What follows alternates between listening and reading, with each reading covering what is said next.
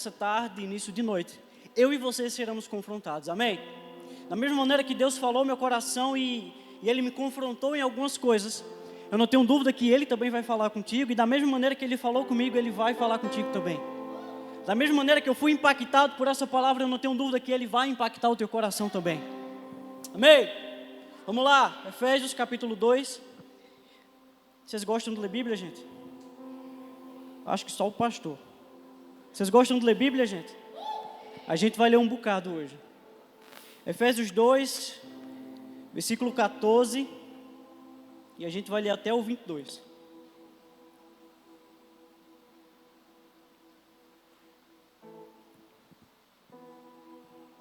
Amém? Diga quem achou, diga eu vou para o céu. Ixi, quem não achou, diga eu vou também.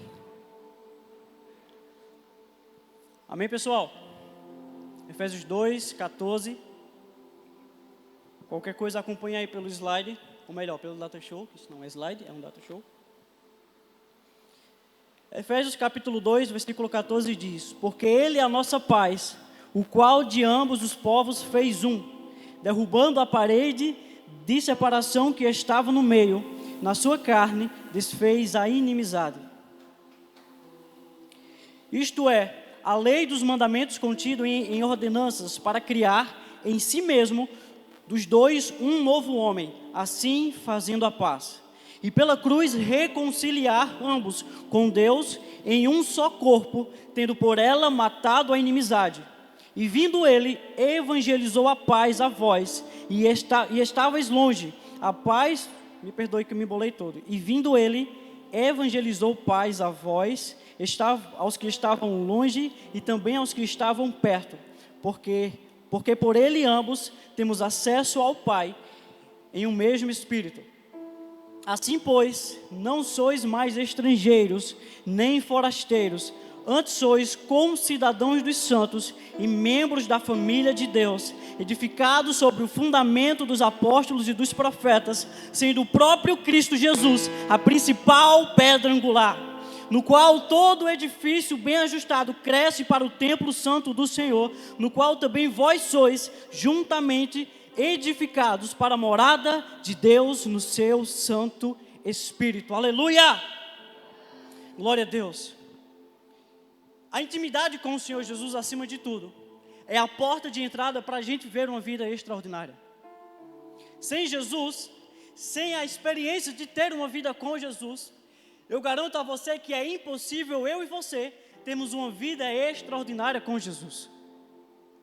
A gente percebe que o homem ele se desfez, o homem achou que era independente. A gente vê que a queda de Adão fez com que o homem se separasse de Deus. E justamente com essa inimizade que o homem criou com Deus, fez com que hoje nós passamos a ser totalmente e exclusivamente dependentes do Senhor. Em Cristo foi anunciada a paz entre o homem e Deus. Você percebe que quando Adão pecou, é engraçado porque a gente já falou tanto disso. Eu acho que Laninha sabe. Cadê Laninha? Faz assim, Laninha. Laninha, está até com minha Sofia. A gente entende que todos nós temos um chamado. Não é isso? Eu tenho um chamado, Deus tem um chamado. E eu não tenho dúvida que se eu perguntar de um por um qual é o seu chamado, se você ainda não se identificou, eu oro a Deus para que você se identifique. Mas se eu perguntar a você qual é o seu chamado, eu sei que você vai saber dizer. Mas antes de tudo, nós vimos lá em Gênesis capítulo 9, versículo 3. Ou melhor, capítulo 3 e o versículo 9. Quando Adão ele peca, quando Adão ele cai, a palavra de Deus diz que Deus ele vem e ele faz uma pergunta que para a gente não tem sentido nenhum. Ele pergunta: Adão, onde você está? Isso pode parecer uma pergunta sem sentido, porque Deus ele é onipresente, ele sabia muito bem onde Adão estava. Mas quando a gente leva para o contexto mais a fundo, a gente percebe que Deus não pergunta o lugar onde Adão está. Você percebe que Deus desceu para ter um momento de intimidade com Adão. E Adão não estava no lugar de intimidade. E Deus pergunta: Adão, onde você está? Você percebe que antes de tudo, ou melhor, no versículo 9, Deus chamou Adão e pergunta: onde você está? Se você perceber, a primeira palavra, chamado, na Bíblia é mencionada aqui. E se tem algo que eu e você foi chamado acima de tudo, é para ser íntimo de Deus. A intimidade é um passaporte, sim, para que eu e você possa ter uma vida extraordinária. Mas primeiro, a gente precisa cumprir o nosso primeiro chamado, que é estar perto do Senhor. Se você não está perto do Senhor, não adianta a gente vir aqui cantar, não adianta a gente vir aqui tocar, não adianta aqui a gente vir liberar, não adianta ter a portaria, não adianta a gente fazer nada, se antes de tudo a gente não tem uma vida de intimidade com o Senhor. Amém? Feito eu disse, em Cristo foi anunciado a paz entre o homem e o ser humano, ou melhor, entre o homem e Deus. A gente entende que a nossa natureza humana, jamais, nunca, que a nossa natureza humana pecaminosa seria capaz de se aproximar do Senhor. Por isso que nós entendemos que existe essa graça irresistível. Essa graça faz com que nós procuremos, a nossa alma anseia estar perto do Senhor. Eu pergunto a você, pergunto para mim, será que nesses dias, eu e você temos procurado de fato, verdadeiramente estar perto do Senhor? Sabe, são dias difíceis, são dias complicados. A psicologia diz que nós iremos ter milhões de depressivos daqui para frente. Mas eu cancelo, eu repreendo em nome de Jesus. Que daqui para frente, nós como igreja, essa geração, não irá impactar só essa, mas irá impactar as próximas gerações. Sabe por quê? Porque em mim, em você, há um Deus poderoso que é capaz de curar, de libertar e de transformar vidas. Oh! Aleluia!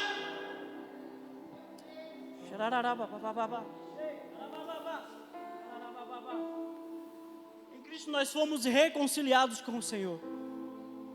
Paulo explica lá em 2 Coríntios, deixa eu ler bem rápido para você.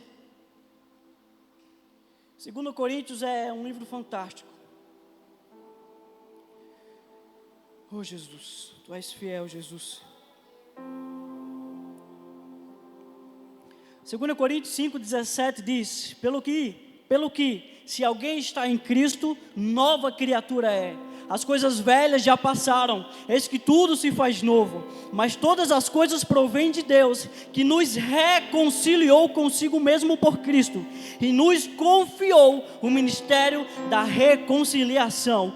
Pois que Deus estava em Cristo, reconciliando consigo o mundo, não imputando aos homens as suas transgressões, e nos encarregou da palavra da reconciliação, de sorte que somos embaixadores por Cristo, como se Deus por nós vos exortasse. Rogamo-vos, pois, por Cristo, que vos reconcilieis com Deus. Pois aquele que não conheceu o pecado, Deus o fez pecador por nós, para que nele fôssemos feitos justiça de Deus. Perceba que a gente estava separado do Senhor. É justamente isso que eu estava falando, sabe? A nossa natureza humana, ela não consegue. Se depender da minha carne, da sua carne, da minha vontade de hoje, humanamente falando, presta atenção, não se escandaliza com isso.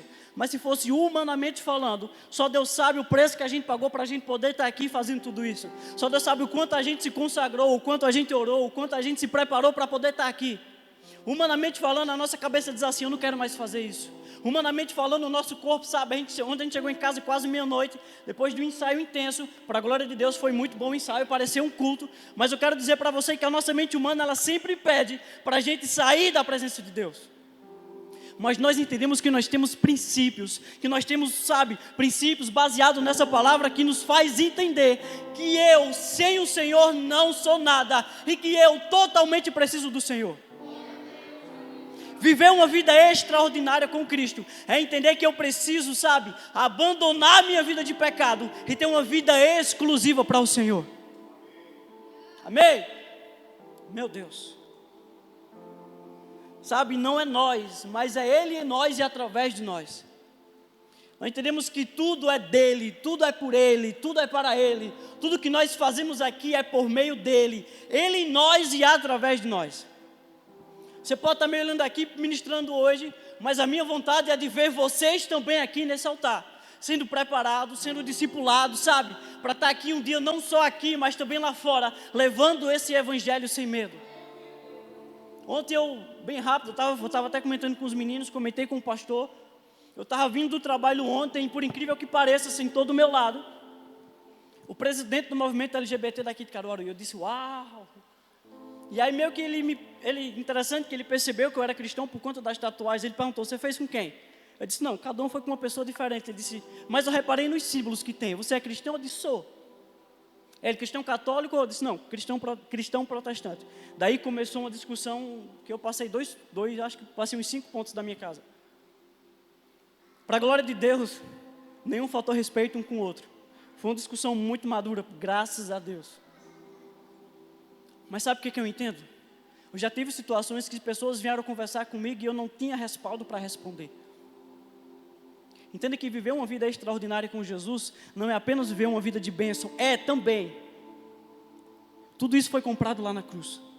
Mas nós entendemos que também nós seremos caluniados. Nós seremos, confrontados. Ontem eu escutei palavras dele que eu disse, meu irmão. Mas nós precisamos estar preparados como igreja, amém? Maranata, hora vem, Senhor Jesus. Mas não adianta eu dizer, Maranata, hora vem, se eu não estou disposto a levar o evangelho dele também. A gente entende que um dos indícios da volta de Jesus é quando o seu evangelho atingir todos os povos, nações, culturas e línguas.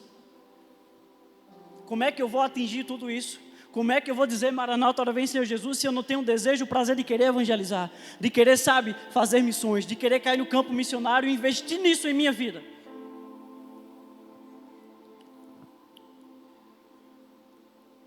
Em Efésios 4, abre lá em Efésios 4.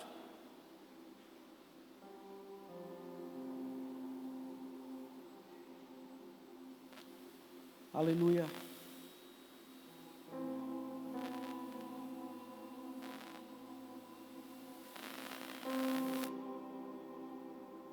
Amém? Estão comigo ainda, gente?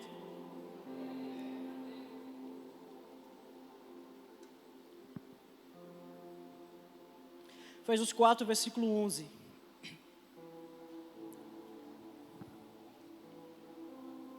Amém? E ele deu uns como apóstolos, e outros como profetas, e outros como evangelistas, e outros como pastores e mestres, tendo em vista o aperfeiçoamento dos santos para a obra do ministério, para a edificação do corpo de Cristo, até que todos cheguemos à unidade da fé e do pleno conhecimento do Filho de Deus, ao estado de homem feito, à medida da estatura da plenitude de Cristo, para que não mais sejamos meninos inconstantes, levados de um lado para o outro, vento de doutrina, pela fraudulência dos homens, pela astúcia tendente à maquinação do erro. Antes, seguindo a verdade em amor, cresçamos em tudo naquele que é o cabeça, Cristo, do qual o corpo inteiro bem ajustado e ligado pelo auxílio de todas as juntas, segundo a justa operação de cada parte, efetua o seu crescimento para a edificação de si mesmo em amor. Amém? Hoje nós percebemos que se nossa vida está conectada verdadeiramente a Cristo, nós entendemos que nós somos corpo. Entendemos que Cristo é o cabeça e nós somos o corpo que é regida por Ele. Amém? Amém? Interajam comigo por Jesus. Eu sou perdido assim, às vezes. Em Cristo nós somos parte do mesmo corpo. É impossível eu dizer que sou igreja se não estou ligado ao corpo. Se eu não estiver ligado ao corpo de Cristo, eu não sou igreja. É impossível eu dizer que eu sou igreja sozinho. A gente respeita, a gente sabe, mas é impossível essa cultura chamada desigrejado dizer que é igreja. Porque para a gente poder ser igreja, nós precisamos estar ligados a um corpo. E sendo corpo, nós passamos a ser igreja. Entendendo que se Jesus é o cabeça, cada um de nós temos uma função. Eu tenho uma função, você tem uma função. Antes de tudo, nós precisamos ter intimidade com Jesus, para depois exercer o nosso chamado principal. Como é que eu digo que estou ligado ao corpo de Cristo, se eu não estou ligado ao corpo que se chama igreja? Paulo diz, não deixe de congregar, como é costume de muitos. Por isso que nós entendemos que nós só conseguimos crescer na maturidade, na fé, se nós tivermos comunhão uns com os outros, se nós tivermos como corpo de Cristo. Mas eu profetizo em nome de Jesus, eu profetizo em nome de Jesus, que não só eu, que não só você, mas todos que estão aqui, irão ser incentivadores, irão ser, agentes da salvação, que irão anunciar o Evangelho, que irão anunciar a todos os povos, que irão anunciar o ano aceitável do Senhor, que não só nós, mas todo o povo que ouvir essa palavra, se irão entender que nós precisamos ser igreja. Aleluia.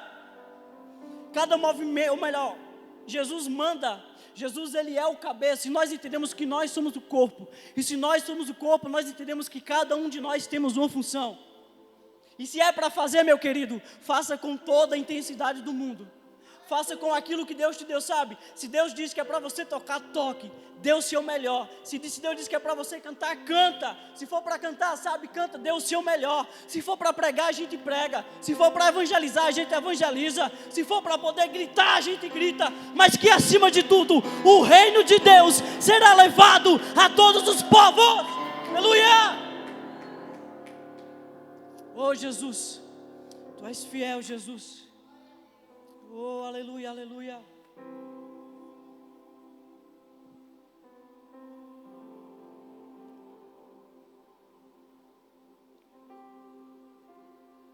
Paulo explica que a fé e o conhecimento de Cristo precisam estar, no mesmo alinhamento.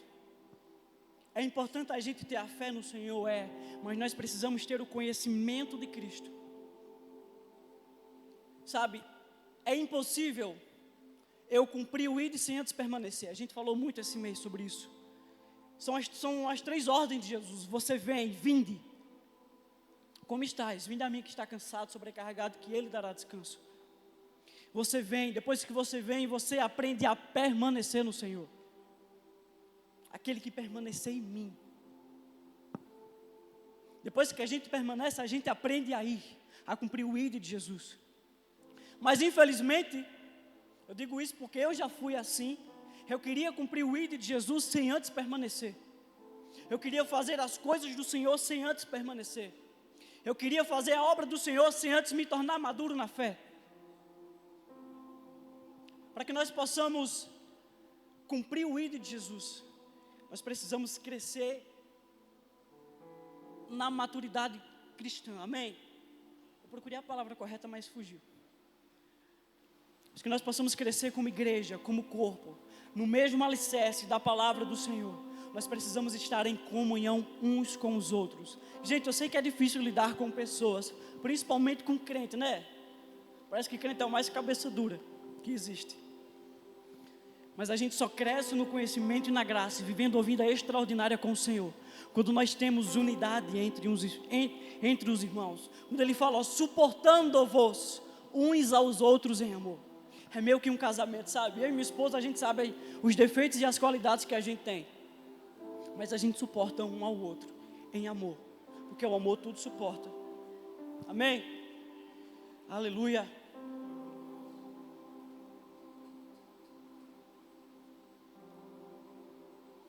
Vamos lá em Efésios 5. Efésios capítulo 5.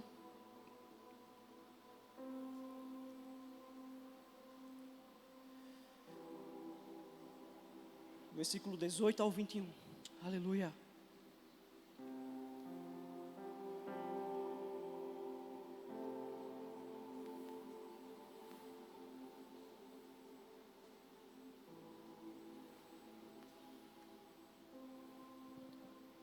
Amém? Amém? Meu Jesus, amém?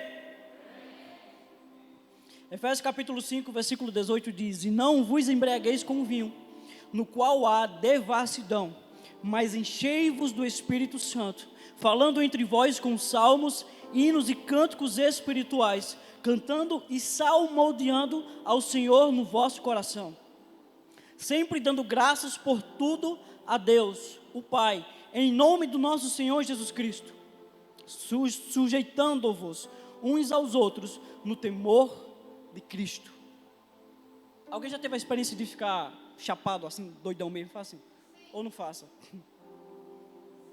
Sempre, Lídia. Alguém mais? Tem vergonha não, gente, de verdade.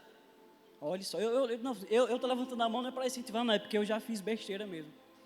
E a gente sabe qual é essa sensação da gente ficar muito doido. Na verdade, alguns nem lembram depois no outro dia.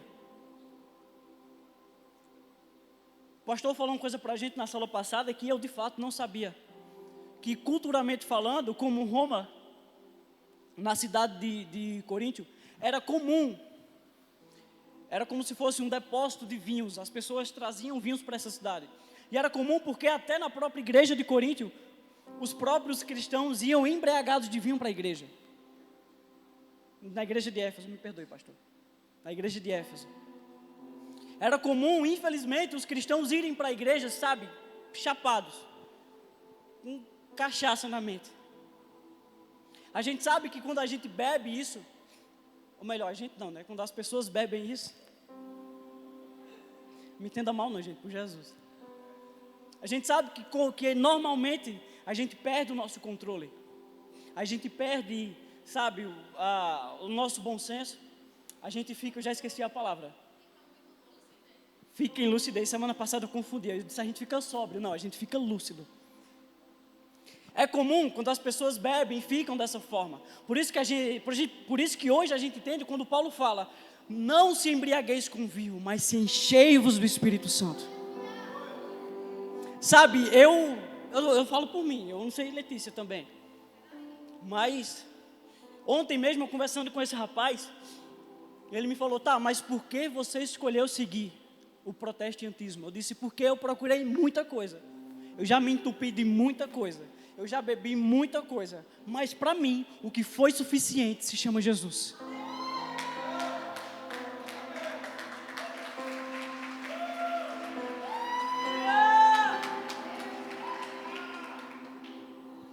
Meu querido, Jesus para mim e para você tem que ser suficiente. Sabe? Eu vejo pessoas procurando outras coisas para poder se encher. Eu vejo às vezes até próprios cristãos se baseando, ou melhor, se tendo como influências filósofos. Pelo amor de Deus, não me entenda mal. Eu entendo aquilo, eu entendo a sua forma de pensar, mas eu vejo infelizmente cristão postando coisas, sabe, postando textos e contextos marxistas, e eu fico preocupado como cristão, o que é que nós como igreja temos feito para influenciar essa geração. Eu não tenho nada contra quem tem um pensamento, sabe, marxista. Eu não tenho nada contra quem tem um pensamento totalmente contrário à vida cristã. Mas acima de tudo, ao invés de nós sermos influenciados, nós precisamos ser influenciadores.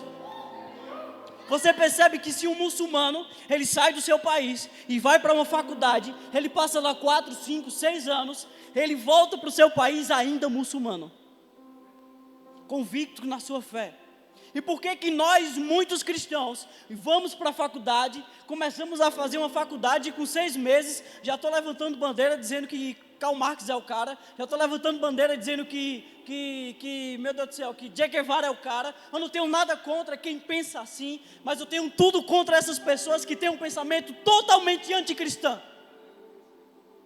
Eu não tenho nada. Você pode chegar aqui falando: Isaías, mas eu sigo os pensamentos de Karl Marx. Beleza, mano, siga. Mas acima de tudo eu sigo essa palavra aqui. Eu me baseio nessa palavra aqui, sabe por quê? Porque foi ela que me resgatou. Foi ela que tirou dessa vida de pecado. Foi ela que me tirou do mundo das drogas. E eu posso dizer para você também.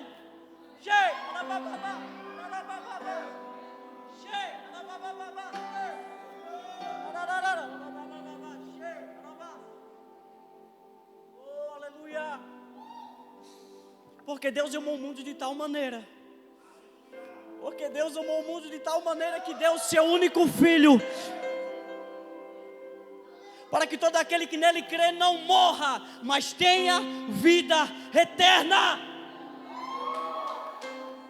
O versículo 17 fala, sabe o quê?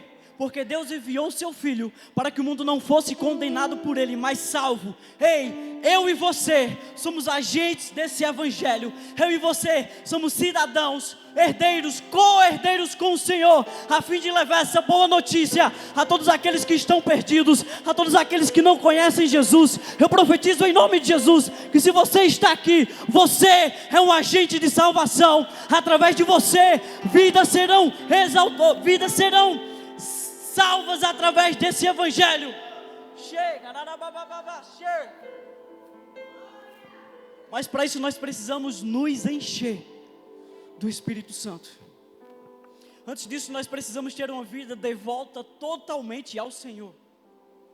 Nós precisamos ter uma vida de consagração diante do Senhor, meditando nessa palavra de dia e de noite. Sem isso é impossível viver uma vida extraordinária com o Senhor. Uma vida extraordinária com o Senhor é uma vida de bênção, mas ao mesmo tempo é uma vida de desafio, é uma vida de luta, é uma vida, sabe, de perseguição. As pessoas apontam, as pessoas humilham, e nós como cristãos, o que é que a gente faz? Meu irmão, eu te amo, independente de qualquer coisa. Joyce sabe, às vezes eu converso com ela, às vezes eu vou trabalhar e eu escuto tanta coisa nesse mundo, tanta coisa, eu digo, meu Deus do céu. Tem alguém que ainda faz ensino médio? Não. Faz ensino médio? Ninguém? Eita, que massa, então posso falar. Hã? Graças a Deus. Gente, se tem um lugar, aí vocês cortam isso depois. Se tem um lugar, tem algum professor aqui também que trabalha em ensino médio? Não. Ninguém trabalha em ensino médio, né? Ainda bem, então posso falar mais tranquilo ainda. Se tem um lugar que é um dos lugares mais pecaminosos que eu já vi em toda a minha vida, se chama sala dos professores. Eu digo isso porque eu trabalho, é sério. Eu lembro que quando eu estava até comentando esses dias, eu entrei na sala dos professores, quando eu era aluno, eu entrei na sala dos professores e todo mundo ficou em silêncio, todo mundo ficou educado. Eu não estou dizendo que professor não é pervertido não, gente, pelo amor de Deus. Estou dizendo que eles são o que eles são. Eu sou, da mesma maneira que você vê aqui, eu sou lá fora também. Da mesma maneira que você vê aqui, eu sou no meu trabalho. Eles até brincam comigo, mas eu nunca dei liberdade para eles brincarem de brincadeiras mais pesadas. Mas eu nunca vi um lugar tão pecaminoso chamado sala dos professores. É sério. Mas é lá dentro que, pela graça do Senhor, quando alguns vêm com as opiniões contrárias, eu disse, ei, mas isso está errado aí. Ei, isso aí eu não aceito não, velho. Não, mas não é assim não. Ah, mas porque eu nunca matei, nunca roubei, mas aí só porque eu fumo meu cigarro significa que eu não posso ser salvo. Eu disse, salvação vai além do que você apenas conhecer Jesus. Ou melhor, conhecer Jesus apenas de ouvir falar. Salvação vai bem mais além do que isso. Aí foi aí que começou, sabe, aquela conversa mais... Eu quero dizer para você, meu querido, é que nós somos agentes do Senhor, a fim de levar esse evangelho, independente se é de dia, se é de tarde, se é de noite, se é de madrugada, se está chovendo, se está fazendo sol, se está calor, está frio, se tem corona ou não, a gente está aqui para levar esse evangelho. Eu quero saber onde estão esses agentes do evangelho. Saber esses agentes que irão levar esse evangelho, independente se está tudo bem ou não. Amém? Você pode ficar de pé nessa noite? Já é noite.